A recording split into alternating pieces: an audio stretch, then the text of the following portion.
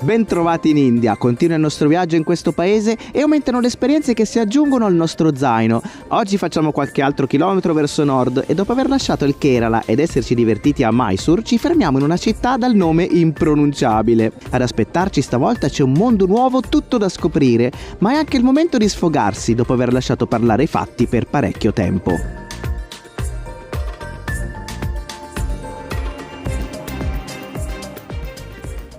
Buongiorno ragazzi, stiamo per lasciare Mysore, andiamo a vedere se stamattina la picciona è ancora qui accanto a noi, da questo lato della stanza.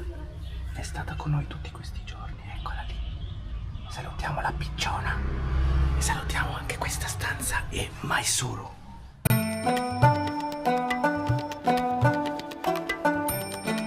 Stamattina stiamo andando alla stazione degli autobus, è a circa 1,5 chilometri da dove abbiamo dormito, lo stiamo facendo a piedi, così ci godiamo la città che si sta svegliando e c'è quell'aria bella fresca del mattino. Però bello pieno il camioncino.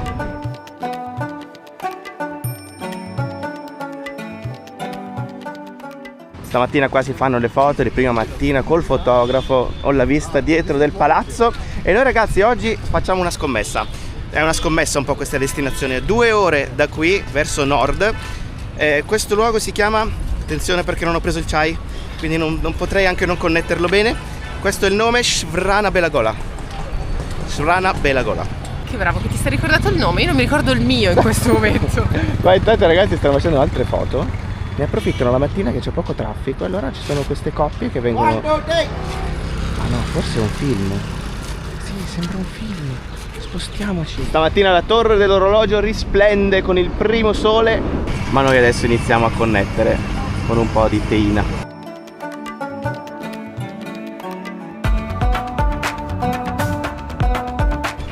Ma che bello, 2 scimmiette qua sopra che stanno passando sui cavi della corrente, i tipici cavi all'indiana. Siamo appena arrivati alla stazione degli autobus, ci hanno già indirizzato verso la fine della stazione al binario 4. Attenzione, attenzione qua. Ah, facciamo colazione? Sì, 2 bypass. Dai, 2 bypass. 2 egg puff? Hello? 2 egg puff? Yes. Attenzione ragazzi perché sul giornale parlano dello Shivaratri di ieri e infatti qua c'è la testa d'oro di Shiva. Doppia funzione, quindi tu mangi e poi leggi le notizie e ti tieni aggiornato. Perfetto. Siamo alla fermata giusta ragazzi, fermata 4, qua dovrebbe arrivare adesso il nostro autobus. Allora ragazzi è un paese molto piccolo quello che stiamo per raggiungere.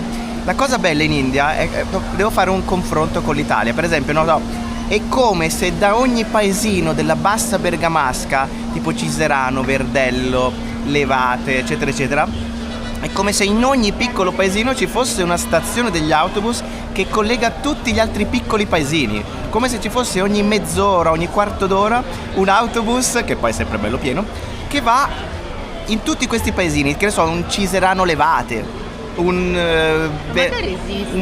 Verdello Osio. Magari esiste. Sì, esiste sicuramente, ma diciamo siamo su livelli diversi. Cioè, esistono i collegamenti ovviamente d'Italia, ma non sono così capillari e frequenti. Ma soprattutto non è un paese così grande come l'India, che ha tantissime piccole destinazioni e sono quasi tutte coperte. Però tipo ti svegli la mattina, oggi voglio andare a Cazzate sul Po, e tu a Cazzate sul Po ci arrivi facile, cioè non devi neanche... È più semplice Shravanabellagola, devo dire. Cioè tu dici, io mi dico, oh oggi voglio andare a Cazzate sul Po, e tu prendi, sai che ci arrivi, capito? Senza bisogno di pensarci, prenotare, farti 1000 palle, sai che ci arrivi. Bello. Ok, l'autobus è questo.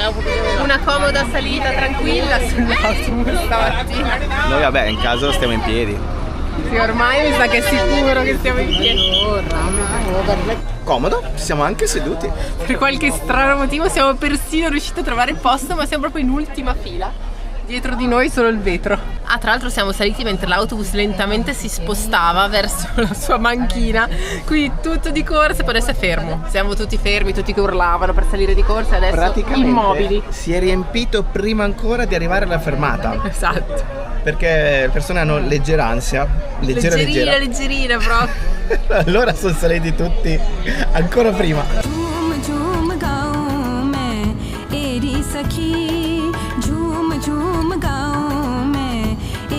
सखी पिया से मिलन की आई बेला सखी Ok ragazzi, siamo a metà strada, si è svuotato addirittura l'autobus, ma stiamo prendendo delle buche e poi saltiamo e ci si spostano tutti gli organi interni, proprio si sposta tutto.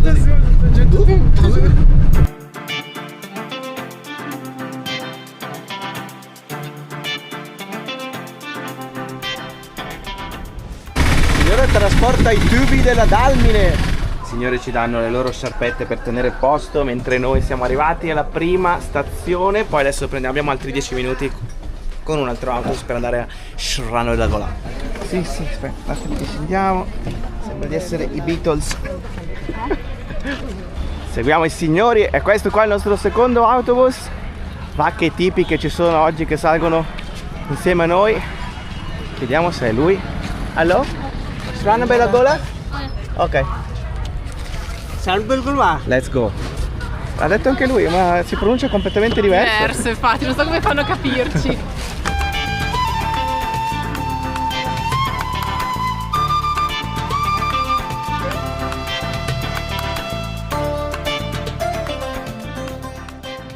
Siamo arrivati, adesso andiamo a cercare un posto dove dormire perché abbiamo guardato un po' online e non c'era assolutamente nulla e abbiamo scoperto che ci sono un po' di dharamsala, che sono queste sistemazioni per i pellegrini. Dobbiamo capire però se ci accettano anche noi che siamo stranieri. Quindi adesso c'è una via dove ci sono proprio tutti questi dharamsala tutti insieme e andiamo a dare un'occhiata. Questo è il dharamsala e qua c'è l'accommodation office. Sembra che all'interno di questa struttura ce ne siano vari di posti per soggiornare. Lì dietro c'è la montagna, ragazzi, è bellissima questa zona. Can we see the room? E ragazzi, la camera c'è, per fortuna, stiamo andando a vederla. Porta il signore. Room here? Ok. Ecco qua, ci sono diverse guest house, quella si chiama Taramani e questa è la nostra, là ce n'è un'altra ancora e la camera è qua dentro. Wow! Bella! Ma bella davvero! Dai! L'ultima volta che siamo stati in un dharamsala non era andata così bene, devo dire. È una bella stanza, ma dai! No, la parte più bella però è in bagno, ragazzi! Vabbè, ovviamente questo è il bagno, ma quello è il cestino piccolino! È alto 30 centimetri! Ma una turca bagno, ma incredibile! Vedi? Fantastico! Il genio, quando il genio si unisce alla praticità, escono queste cose! Questo secondo me è il cessetto più bello del mondo. No, perché comunque per farla, cioè tu ti devi sedere molto in basso, praticamente quasi si forma quella ecco il famosa momento V. Paolo, il famoso Sì. momento Paolo che non era Cioè, ancora arrivato. Vai così in basso che praticamente è quasi come essere sulla turca. Sì, però sei seduto. Seduto. Quindi sei più comodo. Esattamente, questo qua assomiglia tanto al cessetto che avevamo sul Biagino. Sì, era il Quello secchiello rosa. Top. Quello è stato proprio il top, Questa è anche la stanza più economica che abbiamo trovato finora in questo viaggio perché ci costa 450 rupie che sono esattamente 5 euro. Il signore alla reception non ci ha chiesto assolutamente nulla, non ha fatto storie perché fossimo stranieri o altro, anzi subito veloce, registrati e siamo qui. C'è anche una enorme sala comune proprio vicino alla nostra stanza con tutte queste sedie messe contro il muro, contro le pareti. Guarda qua che bellezza, coi marmi di una volta, con tutti i puntini. Questa è la sbarra automatica del nostro hotel, da questo lato hai i pesi delle rocce qui dentro e tutto funziona perfettamente. Siamo usciti dalla camera, adesso andiamo a mangiare qualcosa nel paesino, facciamo un giro, il paesino è proprio immerso nella natura, ci sono delle montagne da una parte e dall'altra, come al solito in India ragazzi queste montagne sono montagne speciali, ma questo posto è più speciale degli altri, ancora di più. Questa è la parte centrale di Shrana Belagola, abbiamo un passaggio dei signori con il trattore, con i ragazzi dietro. Qui abbiamo il mercato sulla nostra destra e anche questo, cos'è, un ristorante? Sì, è un tuk-tuk ristorante. Mi sa che la sera apre e fa il cibo dietro, vedi, cucinano qua dietro. Kana? Ragù? Ragù? No, ragù. Ok, thank you. Ci hanno assolutamente consigliato di andare all'hotel Ragù, ma ragazzi per il posto in cui siamo sicuramente non avremo ragù. All'Hotel Ragù ristorante vegetariano abbiamo preso riso e piselli in questa versione un po' gialla e anche Angela c'ha un risotto tipo giallo. È arrivato, pensate, è arrivato il risotto alla milanese, è uguale, giallissimo, bello cremosino, la cremosità però è data dalle lenticchie, ci sono gli anacardi anche dentro. Buono! Che profumino che fa! Quel posticino molto bello, stile classico con tutti questi tavoli e dietro tutto il bancone in legno.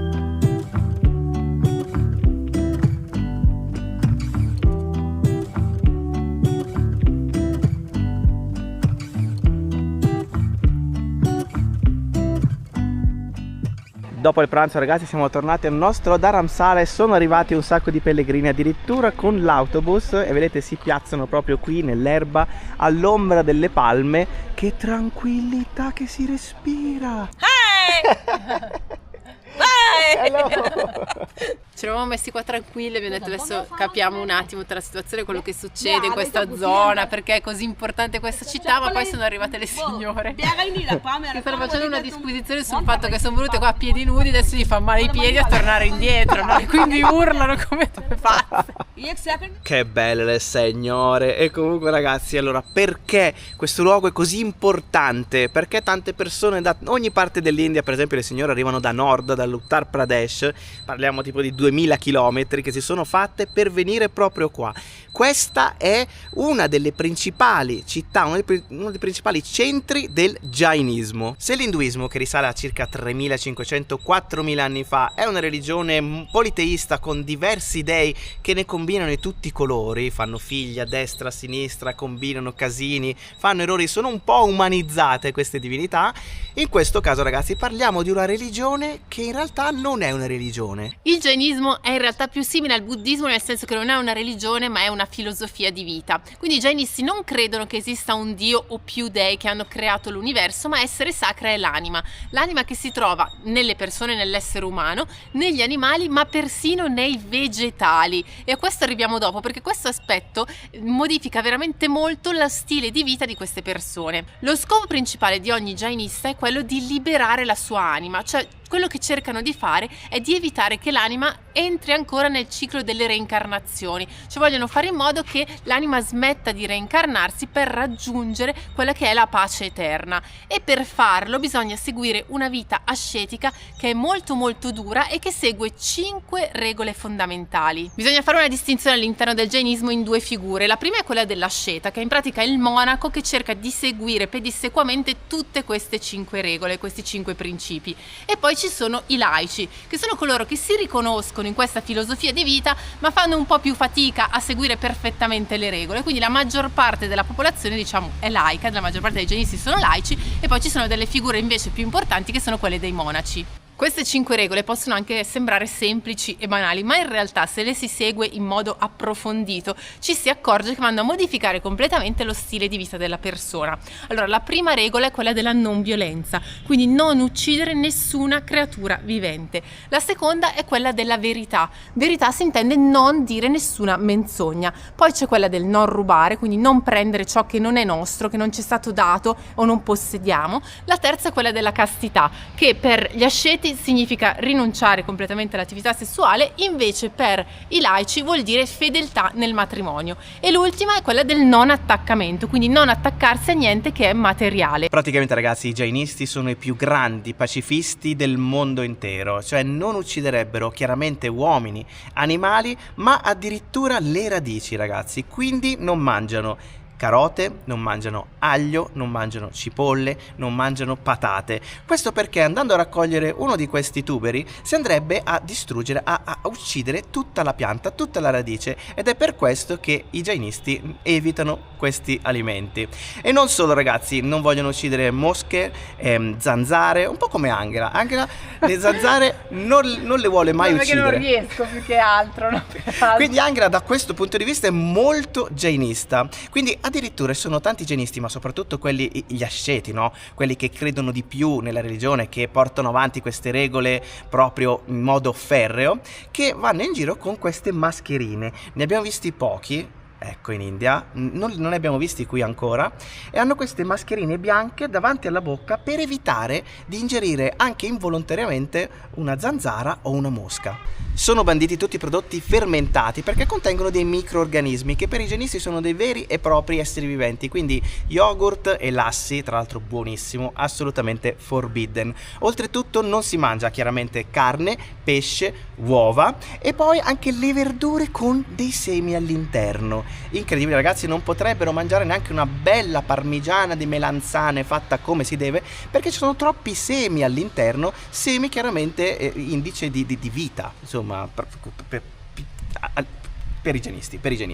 Poi vengono evitati come la peste anche alcuni prodotti che sono stati fatti con la sofferenza degli animali e tra questi addirittura il miele che è stato fatto con la sofferenza delle api, quindi anche il miele forbidden.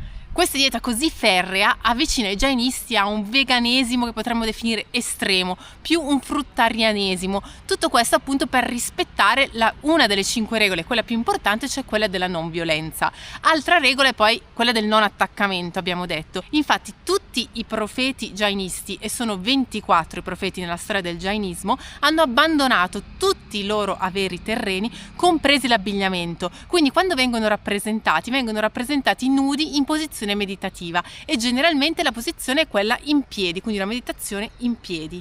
Ok ragazzi, adesso siamo pronti per scalare la montagna. Sono circa 600 gradini e l'inizio è molto ripido, dicono. Andiamo a vedere.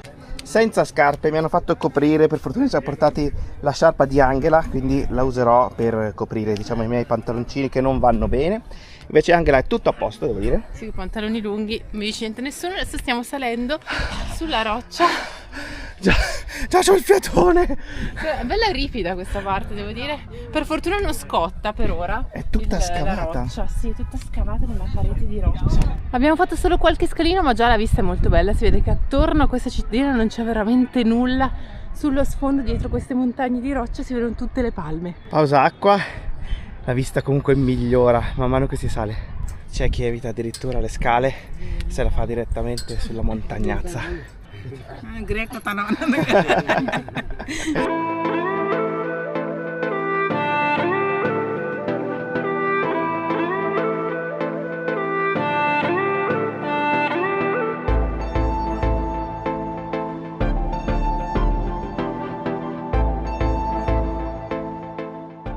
In questo giro in India, almeno una volta alla settimana, stiamo scalando una roccia a piedi nudi.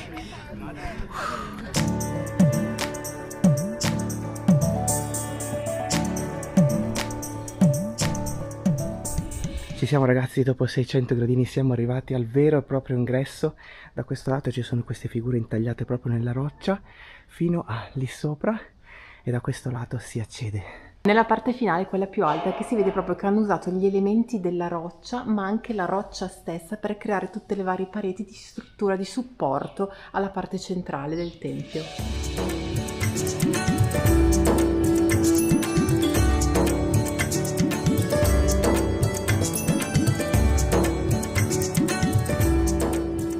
Ma che vista abbiamo davanti, ma anche dietro. Anche dietro, perché adesso giriamo la camera perché il meglio è alle nostre spalle in questo momento.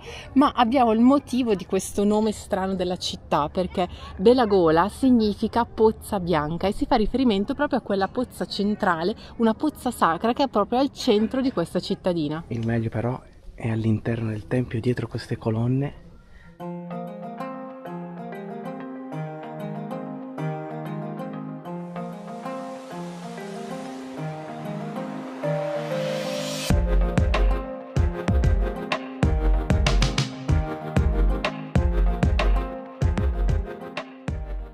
Siamo al cospetto di quello che è chiamato il colosso di Srana Belagola. È una statua che è dedicata a questo asceta che si chiama Bahubali. Lui era il figlio del primo profeta jainista. Il padre, per diventare un profeta jainista, aveva abbandonato tutto e aveva dato il regno ai suoi 2 figli.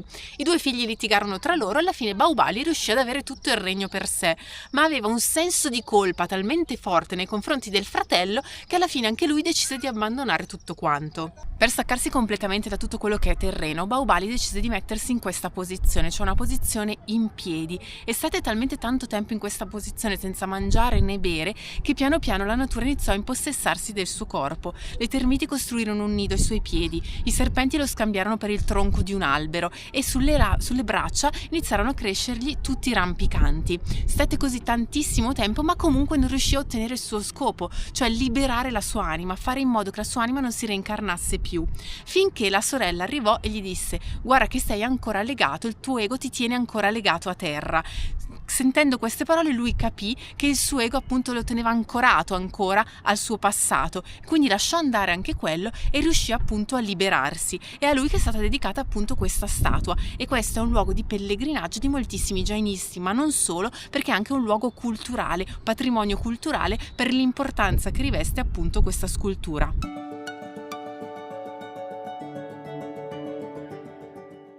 La statua, ragazzi, è alta 17,5 metri, quando ce l'hai davanti ti senti veramente minuscolo al suo cospetto, ed è stata ricavata da un unico pezzo di roccia, e per come è fatta, per la posizione e per come è stata fatta, ricorda un pochino i Buddha afghani che come sapete sono stati purtroppo distrutti durante la guerra, però ecco, ricordano quello stile lì. In quel caso sono stati costruiti all'interno della montagna, in questo caso invece sulla montagna. La cosa particolare è che si può vedere addirittura a 30 km di distanza, quindi praticamente svetta all'interno di questa pianura in questa zona dell'India. Ah, dimenticavo, tutto questo è stato fatto più di 1000 anni fa, nel 981 d.C.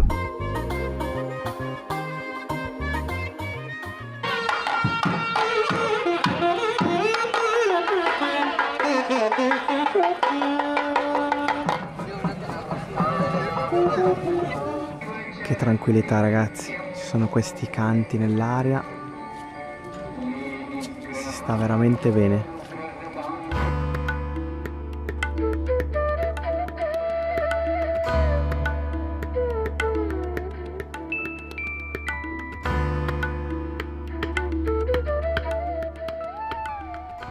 Oh, che bello!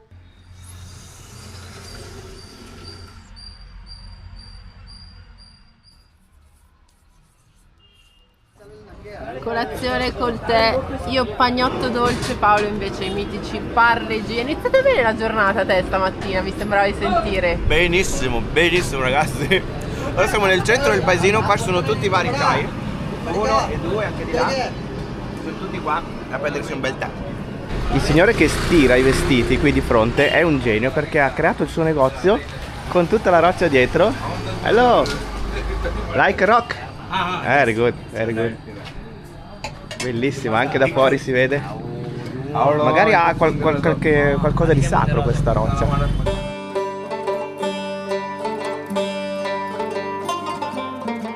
Stamattina un bel selfie col signore. Thank you. Very good, thank you. Jai Jinendra, Jai Jinendra. Bye bye. Bye bye. Non farò nomi, ma ci sono posti in cui devi fare, che ne so, 300, 400, 500, anche 1000 km per vedere qualcosa che poi alla fine si rivela di doppio gusto, e posti invece in cui basta fare un passo e hai un'altra cosa davanti. E qua c'è il problema inverso, ci sono troppe cose, ragazzi, troppe cose, e quindi ci troviamo un po' in difficoltà ogni tanto, perché vorremmo fare tutto, ma è impossibile. In questo momento però è possibile, perché di fronte abbiamo questo super tempio che ieri dall'alto della montagna vedevamo, e ci siamo detti: guarda là che roba, c'è una piazza con diversi templi tutti di fronte a noi che hanno più di 1000 anni. Sì, è strano vedere una piazza prima di tutto, perché tu dall'alto vedi il nulla, vuoto, e in India dici: cosa è successo? È successo qualcosa per forza, bisogna andare a vedere. Siamo venuti a vedere oggi, abbiamo scoperto che c'è questo tempio che è stato costruito nel 1100, all'interno ci sono tutte le statue dei 24 profeti del Jainismo, quindi si può entrare a vedere. La caratteristica principale poi è sempre questa colonna monolitica che si trova proprio all'ingresso del tempio.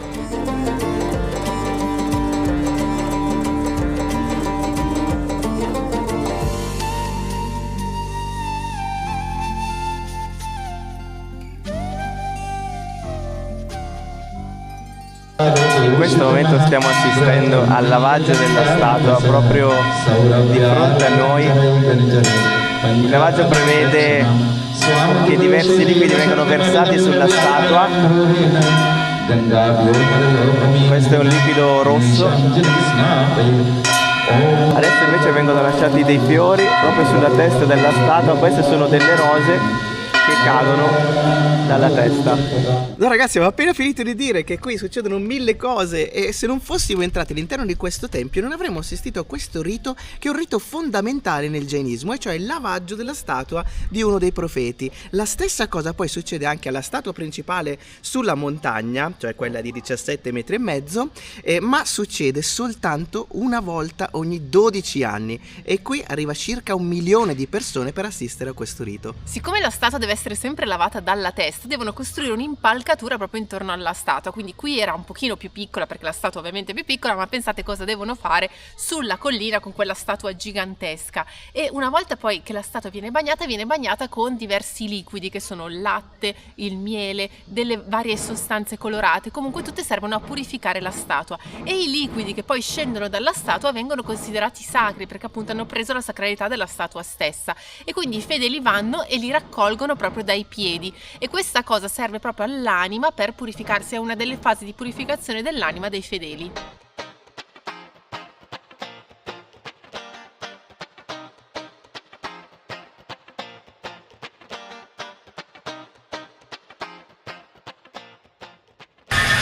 In questo posticino minuscolo vengono le persone a macinare, guardate, fanno la farina. Rice? Rice? Rice Rice. powder. Mette qui e poi esce qua la polvere. Ragi ball. Ragi ball. And this? Powder, ragi ball. Ah, and you put there and do the powder. Powder. Ah, ok. Scoperta casuale, ragazzi, ci si è aperto un mondo, perché il signore all'inizio ci ha detto che era riso, ma in realtà intendeva raghi, che è questo, è il miglio indiano, vedete, è un po' più rosso e più ambrato rispetto a quello che conosciamo noi, e in quel negozietto lo macinavano, facevano la farina che poi usano per alcuni dolci in particolare. Abbiamo visto alcune torte che magari sono un po' più rossastre e scure e usano questo tipo di farina, che è una farina, è un miglio che è molto semplice da coltivare, soprattutto in questa zona del Karnataka, è molto diffuso perché richiede poca acqua per crescere.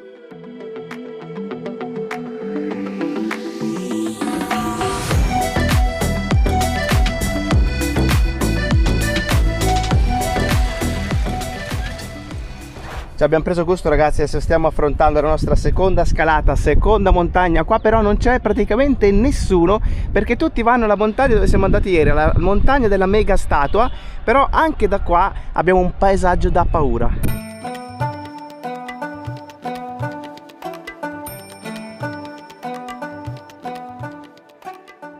La salita è stata molto più breve rispetto a quella dell'altra montagna e ci siamo solo noi all'interno di questo perimetro che circonda tutto questo tempio.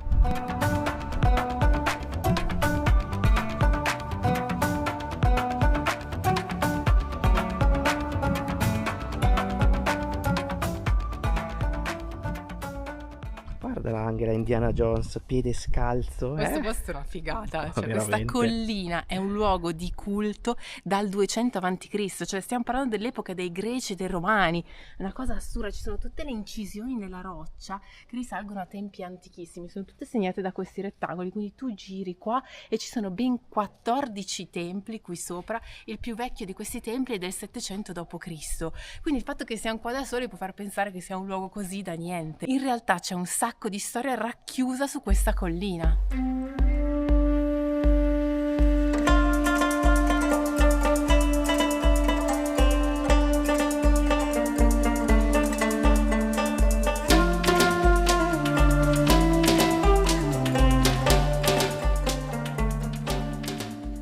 Allora ragazzi, permettetemi una piccola polemica a questo punto, perché noi quando abbiamo detto che saremmo tornati in India ci siamo sentiti gli insulti, il dissenso totale, persone che si sono disiscritte dal canale, che non volevano assolutamente vedere questo paese fogna, pieno di caos, clacson, è solo casino, eccetera eccetera.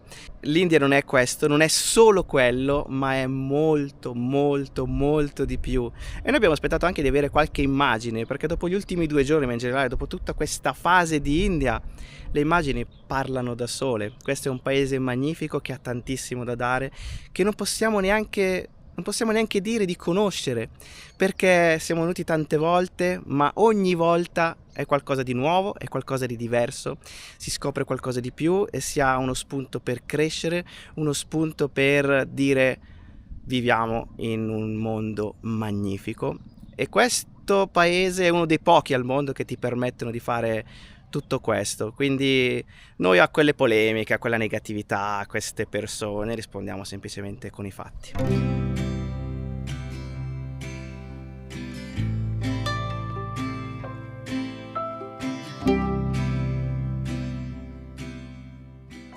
Con questo super tramonto e i tamburi della Puglia in sottofondo, noi ragazzi da qui vi salutiamo. Mi raccomando, se non l'avete ancora fatto, iscrivetevi al canale, attivate anche la campanella e noi ci vediamo al prossimo video. Alla prossima ragazzi!